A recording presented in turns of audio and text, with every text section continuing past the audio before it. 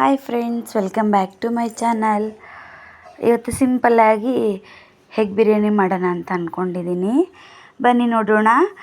First ಮೊಟ್ಟೆನ boil ಮಾಡ್ಕೊಳ್ಳೋಣ. ಅದಕ್ಕೆ ಹುಣಸೆಹಣ್ಣು ಹಾಕ್ಕೊಂಡು ಬಾಯ್ಲ್ ಮಾಡ್ಕೊಳ್ಳಿ. ಪಾತ್ರೆ 100% ಕಪ್ಪಾಗಲ್ಲ. ನಾನು ಟ್ರೈ ಮಾಡಿದ್ದೀನಿ, ನೀವು ಟ್ರೈ ಮಾಡಿ. ಇದಾಗಿದೆ ವರ್ಕೌಟು. ಅದಾದಮೇಲೆ ಬಾಸ್ಮತಿ ಅಕ್ಕಿನ ಹಾಫ್ ಆನ್ ಅವರ್ಗೆ ಅರ್ಧ ಗಂಟೆಗೆ ನೆನೆಸಿಟ್ಟಿದ್ದೀನಿ.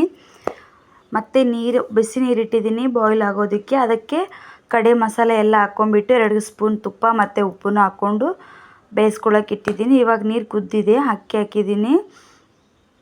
ಅದಾದಮೇಲೆ ಎಣ್ಣೆನ ಚೆನ್ನಾಗಿ ಕಾಯಿಸ್ಬಿಟ್ಟು ಬ್ರೌನ್ ಕಲರ್ ಬರೋವರೆಗೂ ಈರುಳ್ಳಿನ ಫ್ರೈ ಮಾಡ್ಕೊಂಡ್ಬಿಟ್ಟು ಈರುಳ್ಳಿನ ಎತ್ತಿಟ್ಕೊಂಡು ಮತ್ತೆ ಮೊಟ್ಟೆನ ಹಾಕ್ಕೊಳ್ಳೋದು. ಮೊಟ್ಟೆಗೆ ಬಂದುಬಿಟ್ಟು ಉಪ್ಪು ಖಾರ ಸ್ವಲ್ಪ ಮಸಾಲಾಸ್ ಬೇಕಂದರೆ ಹಾಕ್ಕೊಳ್ಬೋದು. ಒಂಥರ ಬ್ರೌನ್ ಚೆನ್ನಾಗಿ ಹುರ್ಕೊಳ್ಬೇಕು. ಅದು ತಿನ್ನಬೇಕಾದ್ರೆ ಕರಮ್ ಅನ್ನುತ್ತೆ, ಮೊಟ್ಟೆ ಚೆನ್ನಾಗಿರುತ್ತೆ. ಈ ಥರ ಫ್ರೈ ಮಾಡಿ ಎತ್ತಿಟ್ಕೊಂಡು ಮತ್ತು ಅದೇ ಕಡಾಯಿಗೆ ಈರುಳ್ಳಿನ ಹಾಕ್ಕೊಂಡು ಫ್ರೈ ಮಾಡ್ಕೊಳ್ಳೋಣ. ಮತ್ತು ಟೊಮೆಟೊನೂ ಹಾಕ್ಕೊಳ್ಳೋಣ.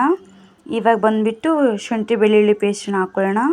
ಫ್ರೈ ಮಾಡ್ಕೊಳ್ಳೋಣ, ಚೆನ್ನಾಗಿ ಫ್ರೈ ಆಗಲಿ.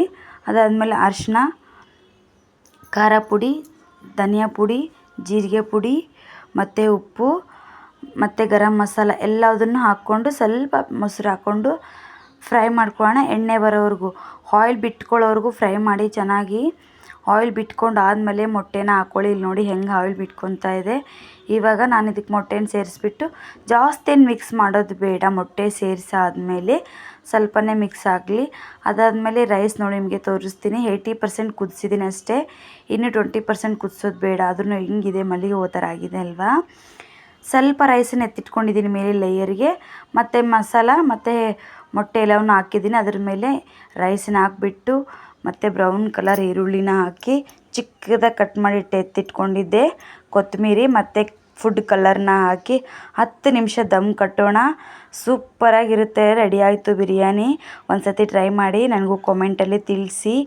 ಯಾರಿಗೆಲ್ಲ ನನ್ನ ಚಾನಲ್ ಇಷ್ಟ ಆಗುತ್ತೆ ಒಂದು ಸತಿ ಸಬ್ಸ್ಕ್ರೈಬ್ ಮಾಡ್ಕೋಬೋದಲ್ವ, ಒಂದು ಲೈಕ್ ಕೊಡ್ಬೋದಲ್ವಾ.